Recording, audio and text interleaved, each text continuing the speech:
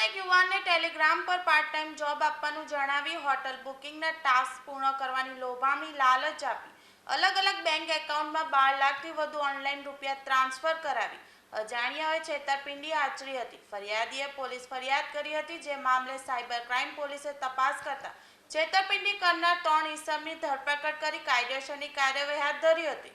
Police commissioner Shri Surat શહેર, અધિક police commissioner Shri crime તથા નાયબ પોલીસ કમિશનર શ્રી સુરત શહેર નાઓની સૂચનાથી સાયબર ક્રાઇમ પોલીસ સ્ટેશનમાં નોંધાયેલ ગુનાઓની અંદર આરોપીઓને પકડી પાડવા માટે તથા સુરત શહેરની પ્રજાનું સાયબર ક્રાઇમથી રક્ષણ થાય તે માટે ગુનેગારોને શોધી કાઢવા માટે સૂચના આપવામાં આવેલ. તે અંતર્ગત ગત વર્ષ 2023માં સાયબર ક્રાઇમ પોલીસ સ્ટેશનમાં નોંધાયેલી FIR નંબર 83/2023ની અંદર જે ગુનો અનડિટેક્ટ હતો, સદર ગુનામાં ફરિયાદીને હોટલ બુકિંગના અલગ-અલગ ટાસ્ક આપી ફરિયાદીને શરૂઆતમાં કમિશન આપી અને ત્યારબાદ પૈસા એની પાસે ભરાવડાવીને પછી પૈસા નહીં ઉપાડી દઈને આશરે 12,29,000 જેટલી મોટી રકમનું ફરિયાદીશ્રી સાથે ફ્રોડ કરવામાં આવેલું હતું.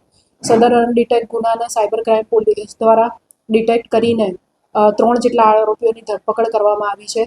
સદર ગુનાની અંદર મૂળ એકાઉન્ટ ધારક નિકુંજ દ્વારા 65,000ની જેટલી મોટી માતબર રકમ લઈને કરંટ એકાઉન્ટ આગળના આરોપીઓને ભાડે આપવામાં આવેલ છે અને દરેક આરોપીએ 65,000થી માંડી 20,000, 25,000 જેવી રકમ લઈ એકાઉન્ટ ભાડે આપી મેળાપીપણામાં ગુનો આચરીને આ ફ્રોડ કરેલ છે.